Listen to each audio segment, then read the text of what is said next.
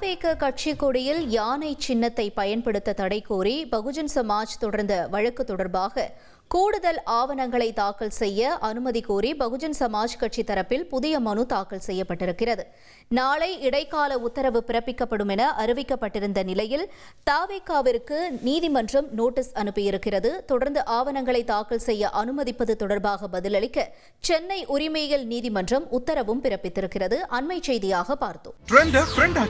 தந்தி டிவியின் subscribers and followers குடும்பத்தில் நீங்களும் இணையுங்க.